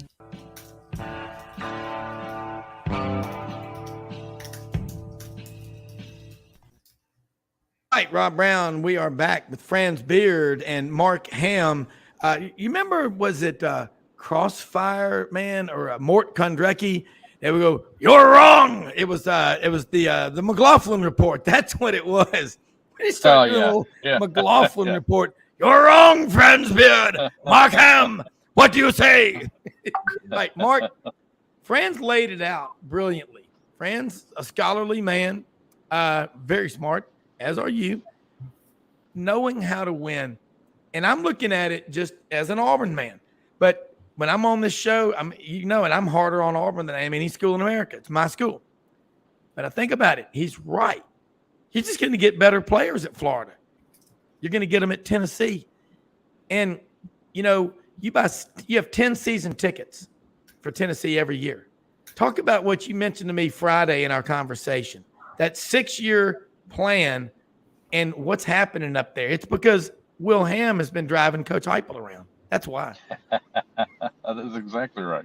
Yeah. No, Franz did lay it out really well, but you're right. You got to recruit. And, I can go back and talk about, a few things, but, one thing is, when Phillip was here, we always had a top 5 recruiting class. Now, as Coach Spurrier said, you can't spell citrus without UT, but, we could never quite get over that hump. But every now and then we could get a win against the Gators. But look, he did a good job. Kiffin was only here for a year. And then we had, 3-star Dooley's, I call it. And we called him 3-star Dooley because honestly, he would tell people he's not paying for players. And let's be honest, that was going on. And people knew that was going on. Now, women and children are listening. And Franz Beard is as well. That's and Mark Emmert. But he recruited 3-stars. And you know what? We ended up with a 3-star team. Pruitt came in and got a few guys. But, if you look back, Butch Jones actually recruited some decent players. There's actually a decent number of players in the NFL right now. He couldn't really develop them, but we had some pretty good players, under him. But I agree. I think the thing about Heupel that I like though is that I always kind of thought with the offense he's putting up, you're going to get quarterbacks and running backs and wide receivers that really want to play in this system. When you can, throw for 4,000 yards and be a Heisman candidate or Biletnikoff, award winner. So he's getting the players, and we got another 4-star. It used to be, we would be lucky to get a 4-star. We got another 4-star offensive lineman committed this past weekend. So, but you have to. I mean, you have to. When you play Alabama and you play Georgia and you play Florida every year, you've got to have a top 5 recruiting class. I remember a couple of years ago, somebody was like, "Hey, man, Tennessee is like number 10 in the nation in recruiting," and I said, "Yeah, number 10 in the nation and number 8 in the SEC." So Yeah. you've got to be recruiting, but you've also got to develop the players. And I think that's the thing that I noticed about him when he took over is we didn't really have anything. And he was able to really do something with some of these players. And I think they'll run through walls for him. But it starts with the quarterback. We got a new quarterback this year. The guy can throw it 100 yards, but I hope he can be accurate with it. He's got the Richardson arm, but we'll see what happens. But you got to recruit. I mean, let's just be honest. You got to recruit. When you look at Alabama, when you look at Georgia, they're always number 1, number 2. They win the national championships, and they got good coaching. So you got to recruit. You got to recruit, and you got to coach them up. So yeah, interesting observation from a listener, Franz and Mark. Stephen A. Foster, "Way Down Upon the Suwannee River." Remember that old song? God, it was annoying, but it's a great song though. Says Charlie Weiss running Muschamp's offense didn't help as he sat his fat ass on a cooler on the sidelines. And I'm like, Stephen A. Foster, man, not only was he a great songwriter, this must be his grandson, but a very wise man, Franz Beard. And, you think about that, Charlie Weiss. I mean, he really, that was awful. And the Gators deserve better than that. Something? His offense was better than any of the other Muschamp offenses. People, the most important statistic that you'll find out there of all the football stats, the single most important one is YPA, yards per attempt. Getting 4 yards, people say, well, look at this. We average 4.9 yards per rushing attempt. Oh, wonderful. Yeah. But guess what? That's every time you run it and you're moving the ball forward. Sometimes when you throw the football, you complete passes to the other team. Sometimes when you're throwing the football, you do a Matthew Reed. I was at a World Football League game, and Matthew Reed dropped back into the end zone, has a receiver wide open at midfield, and he overshot him by 30 yards. Matthew Reed may be the strongest arm in the history of strong arms, with maybe the exception of Rudy Bukic. I don't know if that name ever reminds you, but Rudy Bukic could throw it from inline to inline. I've never, Rudy Bukic got drafted because he went down on one knee and threw the ball 8 times and hit the goalpost 6 times from a knee at midfield. So that's a strong arm. Matthew Reed had an arm like that. Joe Milton may have an arm like that. We don't know. My brother taught him in high school at Olympia in Orlando. Oh, wow. Yeah. So wait a minute. I thought he was from the muck. I thought he was from Pahokee, Florida. He was, but he spent his junior and senior years at Olympia, which is the second largest high school in the state of Florida, which has about which is as big as a college campus. It has about 6,000 students. And so he came up there. There's been a bad run down in the muck, by the way. I mean, they still got the athletes down there. But they used to, Glade Central and Pahokee, these folks, Moorhaven, people like that, Clewiston, they used to always win state championships. But it's been a pretty good run since then, and they've had bad coaching. And part of it has to do with the fact that they have had this notion that we got to get one of our own in here.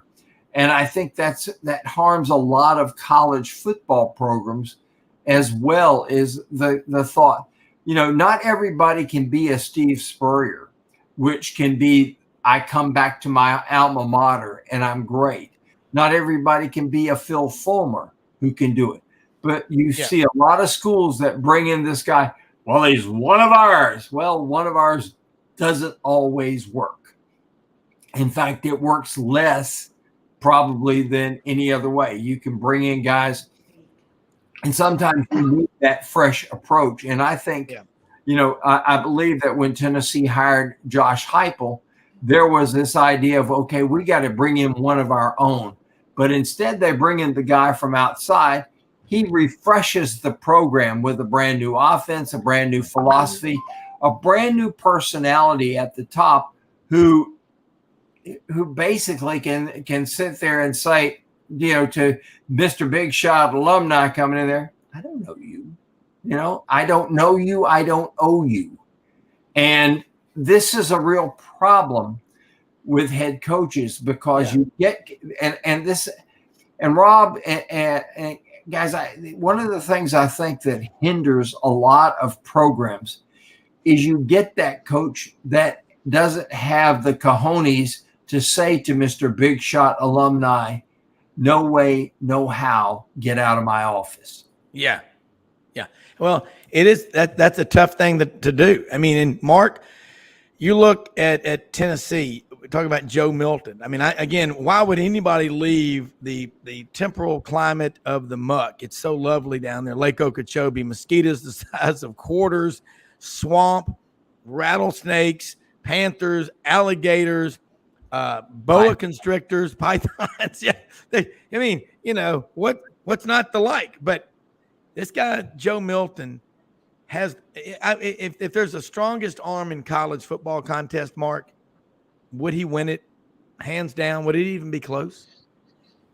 I don't know of anyone else. I mean, that's got an arm. I mean, obviously we got Richardson that was there at Florida last year. I mean, that dude is a specimen. Yes, he's got an arm like that. I mean, obviously, but he's in the NFL now. But I'll tell you, I was watching him. I was watching a highlight yesterday, and he flicked it 65 yards down to Squirrel White, our receiver, on a highlight yesterday. But he was at the Peyton Manning passing camp a couple weeks ago down at McNeese State, and at the end of the camp, Peyton and Eli and all of them were out there, and they had Joe, and Joe took the last snap.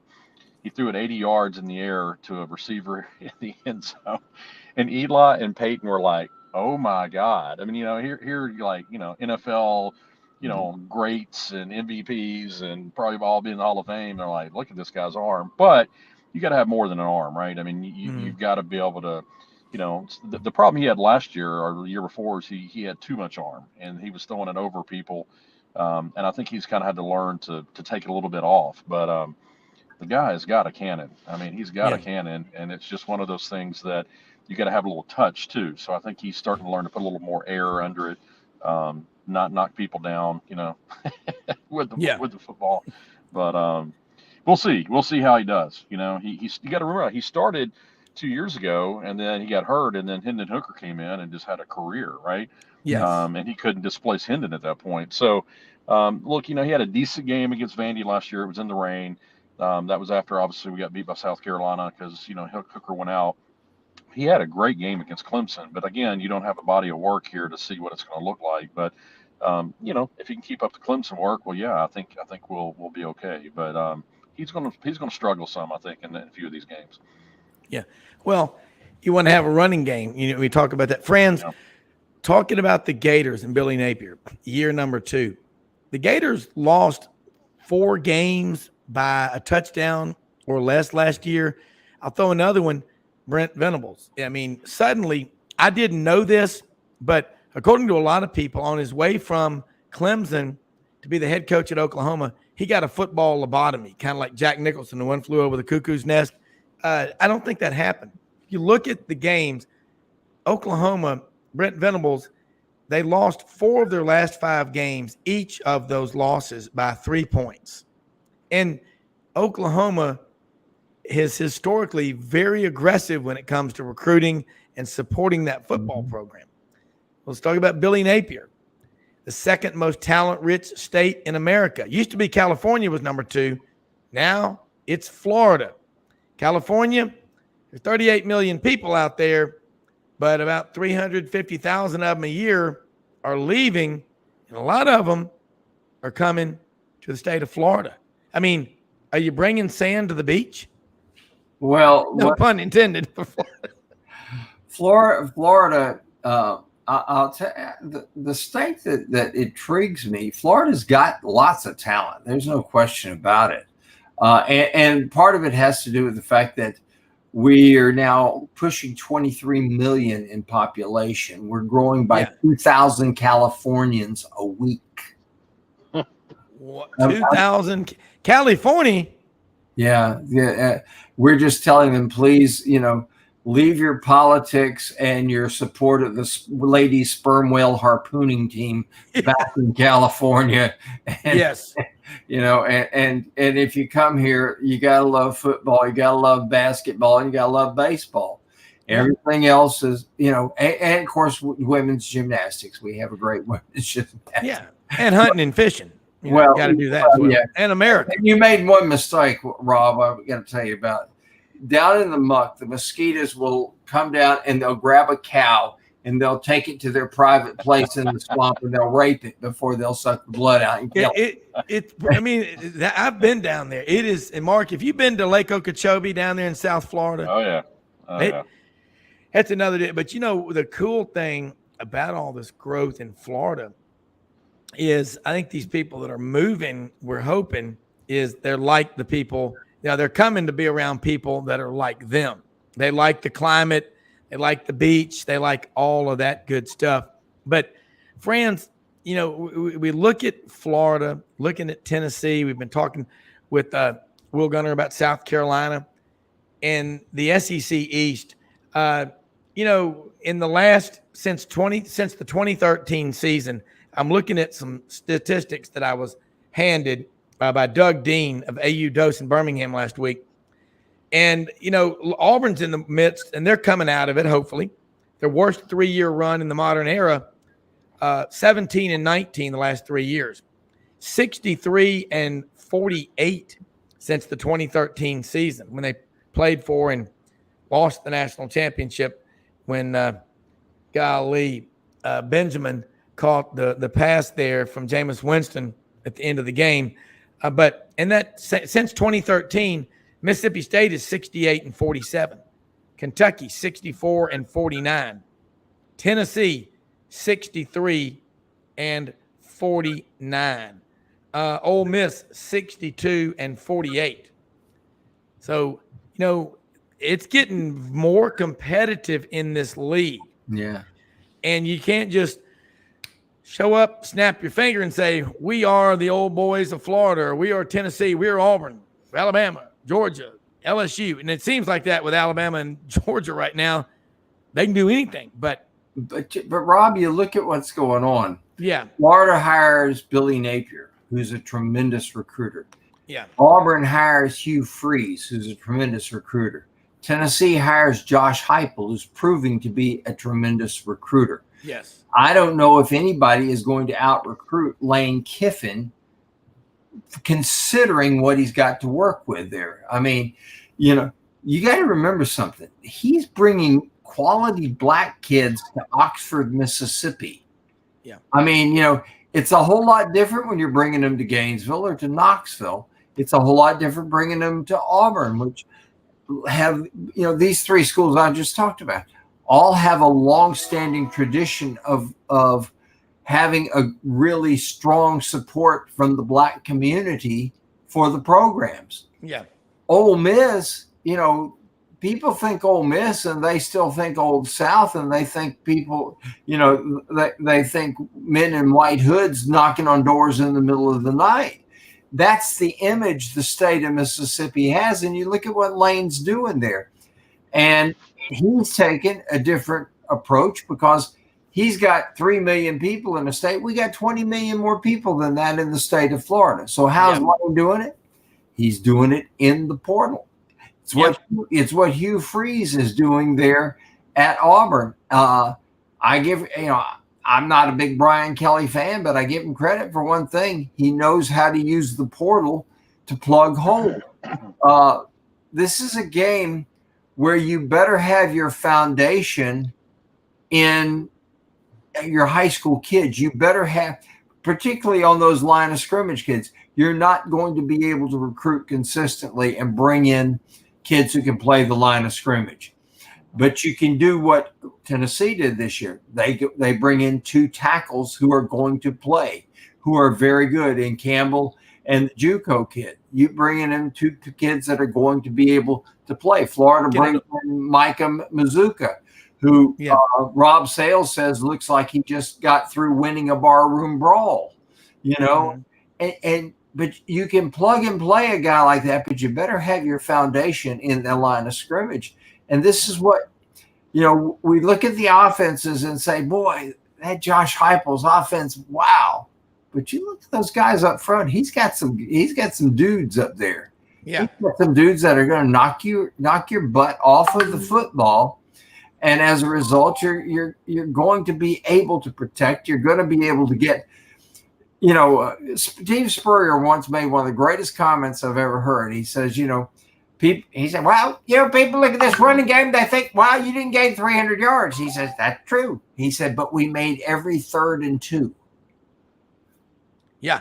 What's a great running game? Is a great running game picking up all those yards, or is it that you got a good offense and every time you hit 3rd and 2 and you needed to get the 2 yards, you got it? That's a great running game. Yeah, I agree.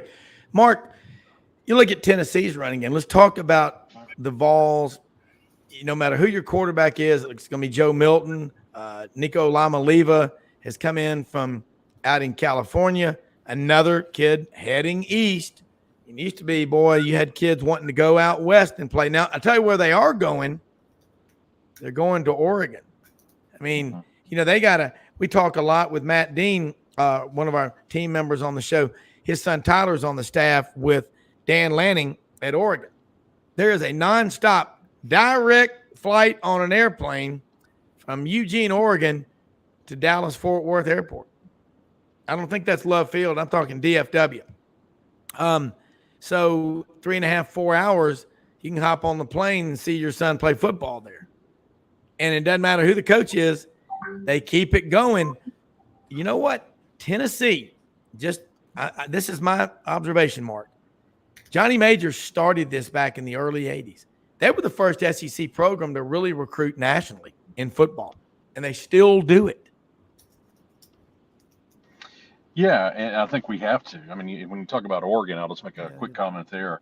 I don't know if you've seen their facilities lately, but I saw something over the weekend of their facilities and all the money that's coming in from Nike. It's insane. I mean, it's insane. Yeah. And Georgia as well. Georgia just finished a big facility. But you're right. I mean, when you look at the state of Tennessee, we've got 6 million people, in the whole state, and you got 23 million, like I said, down in Florida. So, we couldn't recruit. I mean, Memphis was a hotbed. Nashville's becoming more of a hotbed. But in East Tennessee, there weren't a lot of players that actually could play for the Vols and play in the SEC. That's changing a little bit with some of the population. But we had to go out. We had to go to, Atlanta. We had to go to Florida. We had, Atlanta. We had to go to South Carolina and get some guys. We had to go to, Georgia. We had to go to California. We had to go outside because a lot of the Memphis guys actually go to Alabama and Ole Miss as well. So we've had to recruit, nationally. And I think what we've got now is we've got something that's kind of fun. And I think some of the players really kind of like this high tempo offense and putting up, 50 and 60 points. So you get a lot of players, I think, that'll come to that. So, if you win, you recruit, right? And if you got a coach that's good, you recruit well. So I think our biggest thing right now is we'll see this year, kind of how we do it. I think we'll be okay. But, again, it comes down to the quarterback. But, don't turn your head on Nico, because that guy is a stud. That freshman we got is a stud. So, I could see him coming in and slinging if Joe messes up any. My prediction, as all along, Mark, has been that by October 1, he will be the guy, and I agree with you. He's got a regular whip on that. He has a regular whip, which some people call a right arm, but boy, it just. Yeah. And now looking at the population, state of Tennessee is about to hit 7 million. It probably has. This is 2021 numbers. Okay, a little higher than I thought. Okay. Yeah. Now you can go to Hewlett and Dunn. But look at DFW. DFW has 8 million people just in the DFW, and that's as big as the state of Tennessee. But in the anyway, go ahead. Metroplex. Yeah. Hey, here's something interesting that you can buy a T-shirt at Hewlett and Dunn Boot and Clothing Company on the historic square in Collierville, Tennessee, that says, there's two of them that I love. Don't California my Tennessee, and don't California my Mississippi. Now, they're not really coming over here into Arkansas, but you know, I live in Memphis and all, but I think you're starting to see Lama Leva is a California kid. Now, I don't think if he's the starting quarterback holding up the big national championship trophy, anybody at Tennessee will go in, man, he California'd my Tennessee. I don't think they're going to care about that, but I see where we're going. But, Mark, the best football in the state of Tennessee now is played in the metro Nashville area. And it's, you know, Franz, I got to ask you this. Wes Moore should be on with us momentarily, ESPN 103.7 The Buzz. In Little Rock, we're going to bring in talking about the Razorbacks, and you talk about a whole nother dynamic in the northwest corner of that state. You know, we're over here in Memphis and Parkin in the Delta. You get up in the northwest corner, there's 600,000 people there in the Fayetteville, Bentonville, Rogers, Springdale, you know, and then you got Fort Smith, 45 miles below there. The population of Polk County, Florida, which is where Lakeland is. Yeah. How big? Polk County has more people than that. Just alone. 600,000. Yeah, they've got like 700. But see, you got to people think, well, Tampa, St. Petersburg. They tend to forget that Tampa, St. Petersburg is also bordered by Polk County, 750,000. It's also bordered by Pasco County, 400,000, by Manatee County, which is Bradenton, which is 800,000, by Sarasota County, which is another 1 million. Florida, you know, you're talking about an entire corridor there. And, you know, this is why Tennessee borders 7 states, okay? Yeah. And so you get a kid in Western Tennessee, and he's closer to Starkville and closer to Ole Miss than he is to Knoxville. You know, and so forth like this. Tennessee has got to recruit Atlanta. That Atlanta corridor that starts at Dalton and goes down to Macon, and for about a 60-mile swath on either side.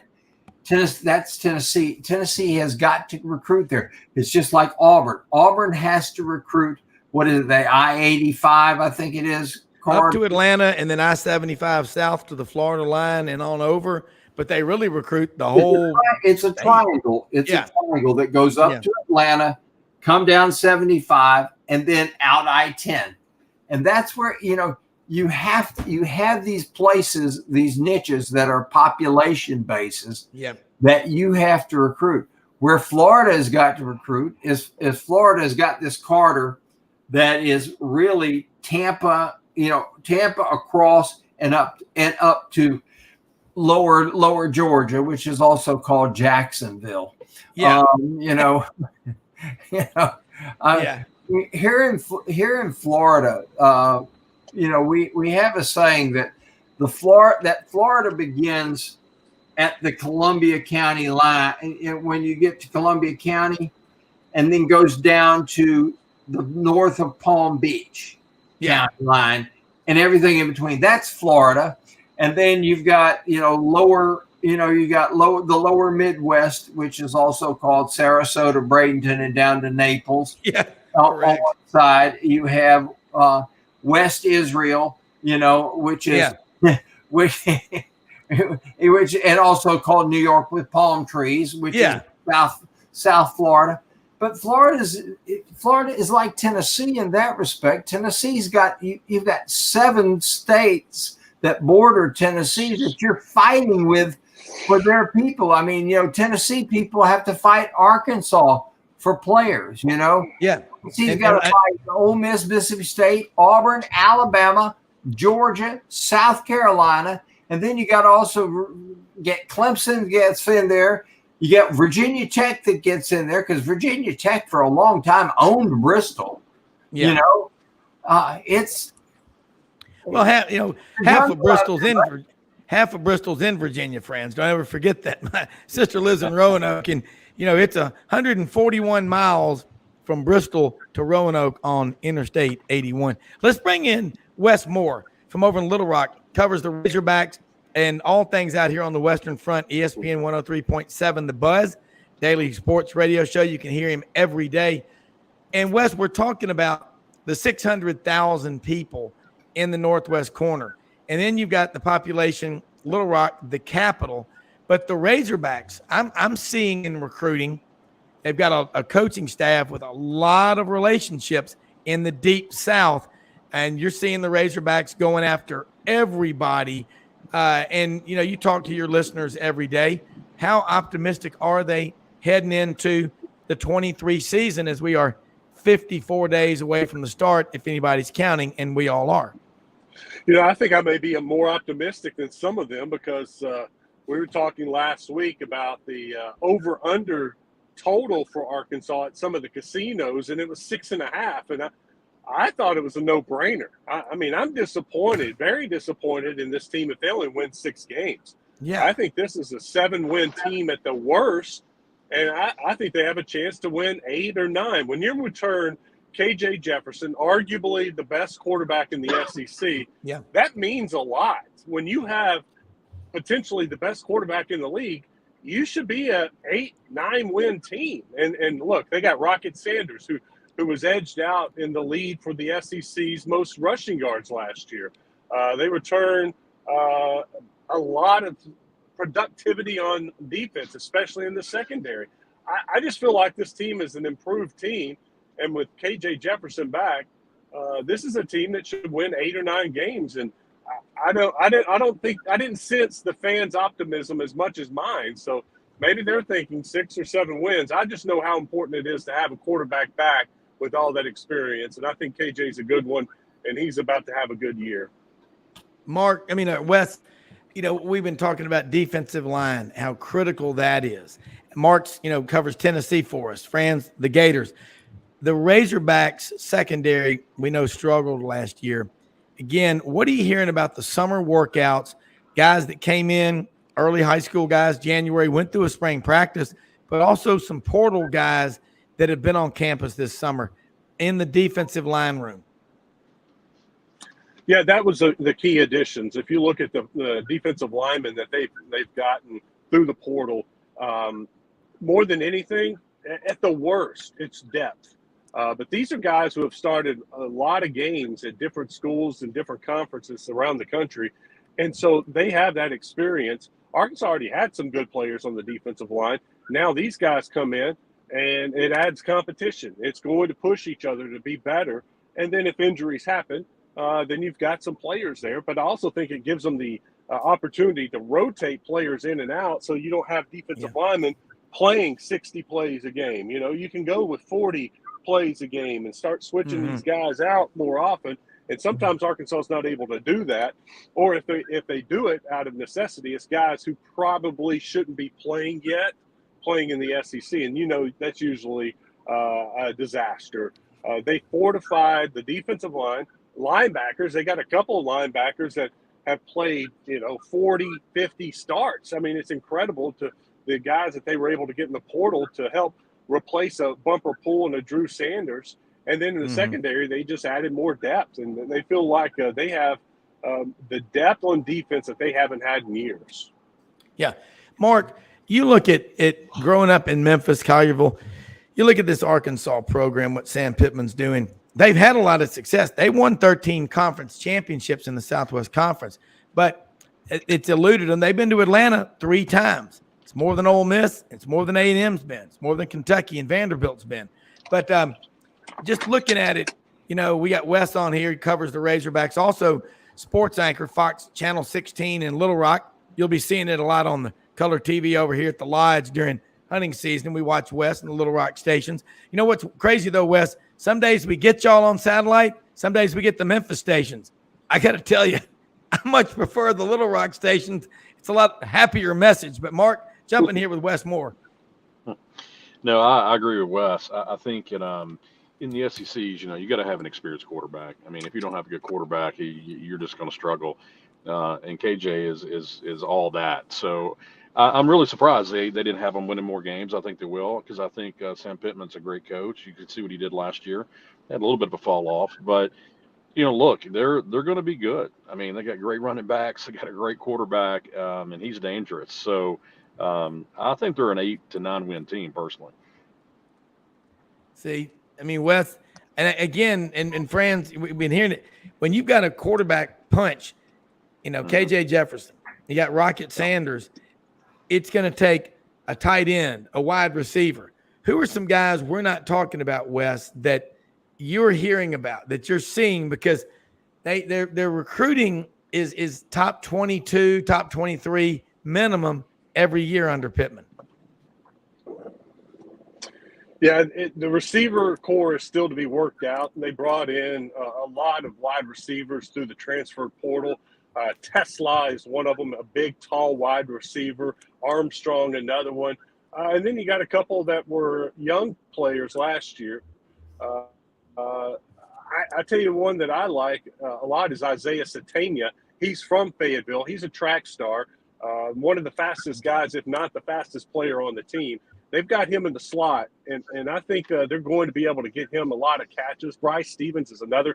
He had the big punt return against LSU last year. He also had another punt return for a touchdown in limited action. He is very fast. He's back in the slot. Those two guys are going to catch a lot of balls. But it is to be seen about other wide receivers who will step up in the fall and get some of those catches. Armstrong is going to be an absolute stud. Count on it. Kid can flat out. All right. He's one of these kids that was undersized coming out of high school, and he gets and all of a sudden he gets in a 1AA program, and all of a sudden he grows 3 inches and he puts on 25, 30 pounds, and now all of a sudden he's a big time player. I think he's going to end up being your go-to guy. And you're right about KJ.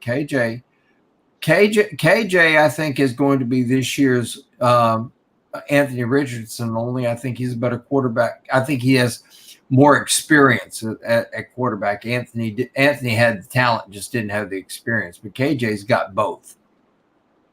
Yeah, KJ's just got to work on his accuracy a little bit, and that's always been the issue with him. When it's 3rd and 8 and the entire defense knows you're going to throw it, can you fit it into a tight window? And there have been too many times where he's not been able to do that. And that's drive enders right there when you can't move the chain. And those are throws that the NFL scouts are looking at. And that's what's been holding him back. We all know he's got the tools as far as having the size, and he's got a great arm. As far as the deep ball, I mean, the touch he has on the deep ball is uncanny, but it's more of those little crossing routes. When you have to convert that first down, that's where KJ's got to step up and be a little bit more accurate this year. And that's what they've been working on with Dan Enos. Yeah, and Dan Enos coming back, guys. I think that's the most significant coaching hire of anybody in the SEC in terms of bringing in an assistant. It's also brought in Travis Williams from Florida State. From Central Florida, and Marcus Woodson from Florida State. Great recruiters, but also they're not just great recruiters, they're great coaches developing those players. We got Media Day start next Monday. I'll be in Nashville, and a lot of us will be. Wes, what questions do you think are going to be just thrown at Sam Pittman just nonstop about, an area of the team, a player on the team, or here you are in year 4, what's got to happen for you to be selected as someone's running mate for the White House? I mean, that kind of a season. Well, we've hit on it. Wide receiver is going to be a big topic. Everybody's going to want to know who's going to be KJ's targets, because we know running back. And because he's a former offensive line coach, they're going to want to talk offensive line with him. Yeah. Bless me. Sorry, excuse me. They got 2 returning offensive linemen, and they're very good offensive linemen. And it's going to be a center and a guard. So he's replacing his 2 tackles. They feel like they got a head start in the bowl game. One of their tackles started and played in the bowl game. And he could be your right tackle, but there's a big competition going on at left tackle and right tackle right now. So people are going to ask Pittman about the offensive line. and the tight end situation, honestly, because they brought in two transfers out of the portal to play tight end. They signed one of the best tight ends out of high school, out of Oklahoma, and Luke Haas. And can he make that step as a true freshman and play in the SEC? I'll tell you what, guys, he's got the frame, and he's not your typical looking 18-year-old. So it gives me some – normally I would say no, a tight end's not going to be able to do that. There are very few. But I think Luke Haas has a chance to be one of those guys that can play as a freshman in the SEC. Yeah, and we were talking about, Georgia's got a premier tight end, and if you've got a tight end, it's such a lethal weapon. And we talked with Ben Troop on here a lot, who played at Florida in the NFL. It's an underrated position, but Sam Pittman always has the offensive line figured out. I mean, he's the head coach, which means traditionally he doesn't get to coach a lot, but that's never something that you worry about. Wes, got another quick question for you. I know you got a big show you do every day, but the draft, it used to be the Major League Baseball draft was during the College World Series. They quit doing that, but boy, last night my phone was blowing up. Mark, you probably see, guys, they had recruited, and the NFL draft comes along, in Major League Baseball draft, and they've got these slotted positions. Franz, you've seen it with the Gators. Talk about just kind of sift through the carnage of it's great for those guys, but how many of the top recruits is Arkansas baseball going to be able to hold on to? Well, they had the number one recruiting class in the country before last night, and they'll re-rank them after all these players sign. Arkansas had 4 high school players taken. I think it was Arkansas and Vanderbilt had the most high school players, signees, drafted last night. It hurt, 4 position players, but I think you now see why Dave Van Horn went out in the portal. Once again, we go to the portal. He got a center fielder. He got a first baseman. He got a shortstop. He got a catcher. And last night, 4 of those guys, all 4 were position players that obviously were really good players. That's why they were taken in the first 2 rounds. It hurts, but I think because of being proactive, it doesn't kill Arkansas. And I saw someone say that, I can't remember which one, Baseball America, they felt like Arkansas would still possibly hold on to that number 1 recruiting class because it was so deep. Losing 4 players won't kill them because, other teams are going to lose players too. Yes. LSU had exactly. a high school player taken in the first round too. Auburn had 2 taken in the first 2 rounds. So everybody's getting picked off a little bit. But when you sign a great class, you're going to probably lose more than everybody else. But this is a very deep class for Arkansas. So far, no pitchers have been taken, so that's always the good news. And honestly, the best pitcher that they signed, he pulled his name out of the draft, so he'll be coming to Fayetteville. That was good news for Arkansas. But I go back and look at that draft. 1 player off of that last year's team was drafted last night for Arkansas, and that was Jackson Wiggins. He didn't pitch last year. He had Tommy John surgery before the season started. He was supposed to be Arkansas's Friday night starter. So 1 player off of a team that tied Florida for the SEC championship was drafted. And you saw all the LSU players. Florida had a guy go very early. I think that was just reinforcement of what a great job Dave Van Horn and his staff did last year to get a team to win 20 games in the SEC with not as much talent, top-end talent, as other teams in the SEC. That is unbelievable. I mean, that is an incredible listing of facts that I think most people, their heads are spinning. Mine is going, you had 1 player drafted when you tied Florida. Look, we've unfortunately run out of time. Mark Ham, Rocky Top Tennessee Tailgate Report, driving along with his WeatherTech Cup phone. Appreciate you joining us. Franz Beard, GatorBaitMedia.com. Check him out on the Buddy Martin Show, Monday through Thursday nights, 9 p.m. Eastern with Buddy Martin and Ben Troop. And Wes Moore, tag out, let them know how they can follow you and what you're talking about on the menu today. And most often we see the face of Christ and the least among us. We live in the greatest country in the history of the world. Don't ever, ever forget that. And I love Aaron Judge sings God Bless America, guys. Love his patriotism. But Wes, thank you again for being with us. Oh, you bet, guys. Go download the Buzz app, or you can listen to us on 103.7 The Buzz. We'll be on from 10 to 1 today. All right, man. We'll do it again next week. This time next week, we'll be in Nashville for Media Days. Should be a lot of fun up there. But anyway, thanks everybody for joining us. We'll be back tomorrow. Got a great show in store for you. Have a great one. We are out of here.